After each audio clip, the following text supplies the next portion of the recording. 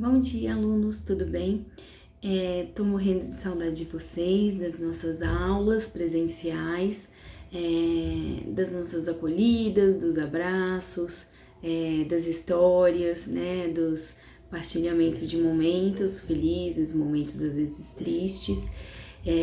Mas a gente vai fazer isso aqui também, mesmo nessa plataforma online, né? Vai ser um pouco diferente, mas nós vamos fazer a mesma coisa. E vamos também estar juntos, né?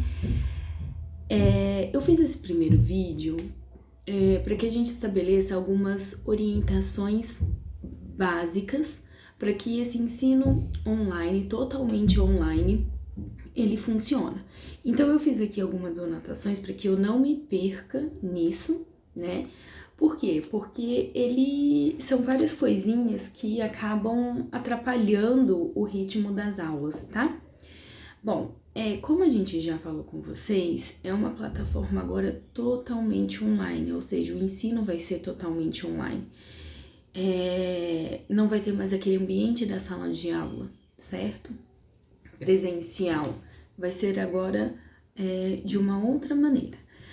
Para que isso funcione, vocês têm que entender que esse ensino totalmente online, ele precisa que vocês desenvolvam bastante a autonomia e a organização. Por que a autonomia? Porque em muitos momentos você vai se ver sozinho, né? Você vai se ver sem aquele professor ali do seu lado, dentro da sala de aula, para fazer as coisas. Só que isso não significa que nós não estejamos ali com você. Você pode mandar uma mensagem pelo Hangouts, você pode tirar suas dúvidas pelos e-mails, né? Vão ter momentos que a gente pode fazer uma videoconferência também, então nós vamos estar aqui ao vivo falando um com o outro. Então esses momentos vão acontecer.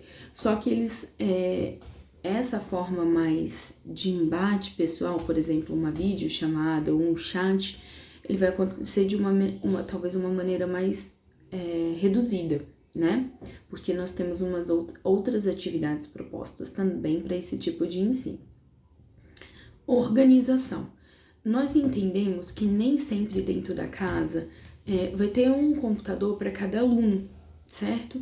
Então, provavelmente você tem que dividir o seu computador com seu irmão ou com sua irmã. E a gente entende que nesse momento vai ser prioridade, quem tem mais dificuldade, ou então o que seria mais importante para mim nesse momento, e vai ter que acontecer um revezamento dentro da casa de vocês. Né? A gente sabe que na maioria às vezes tem o celular, o smartphone, mas no geral a gente tem que pensar que também existe. Por isso é que eu já adianto que os plantões, em que forma eles são obrigatórios? Porque assim, o professor vai estar online naquele momento, então é o seu momento de tirar dúvida. Se essa semana você não pôde participar do plantão, seria muito importante que na próxima semana você faça isso.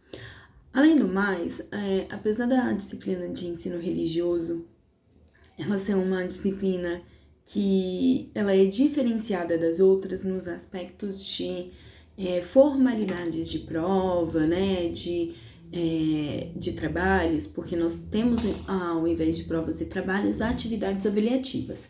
Então, apesar dessa diferença, é importante, e vocês sabem disso, o quão importante é dentro da sala de aula nós termos discussões bem fundamentadas a respeito dos capítulos que nós trabalhamos. Então, esse momento do plantão é para isso, porque provavelmente eu vou utilizar muito desse tempo de 2 horas, certo? Para a gente fazer algumas videoconferências, meetings, ou então algumas lives, para que a gente possa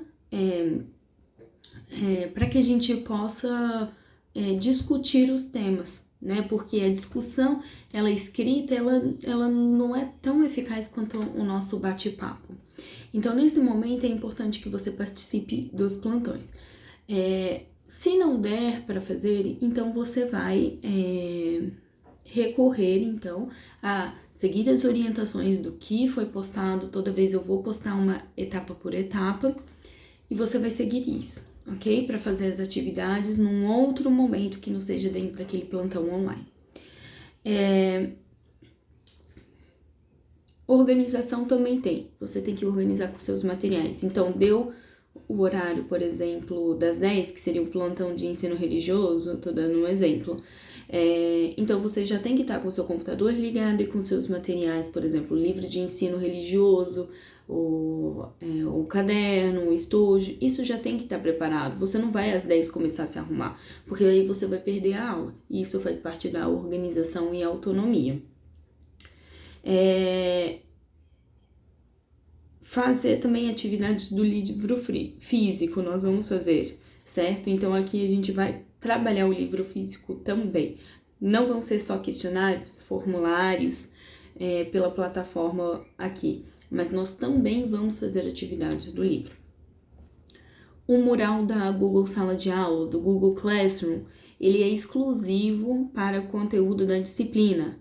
Então, não é para vocês ficarem oi, bom dia, porque isso atrapalha a dinâmica do funcionamento da sala de aula, certo? Então, eu preciso que vocês entendam e evitem fazer esse tipo de postagem lá. Professor, eu gostaria de postar uma imagem que tem muito a ver com o tema. Posso fazer isso? Sim, você pode. Eu estou pedindo apenas que o mural do Google Sala de Aula não vire um chat. Você tem outras ferramentas que você possa fazer isso com seus amigos em outro horário, inclusive. Você tem o Hangouts, vocês têm o WhatsApp.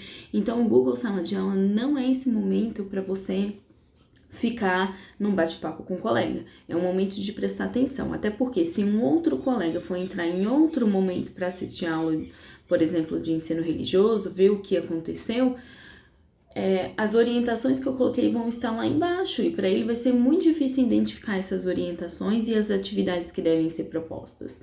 Então, nesse momento, a gente também deve pensar no outro, né? No outro que vai vir depois, o outro que vai ler essa atividade depois, tá?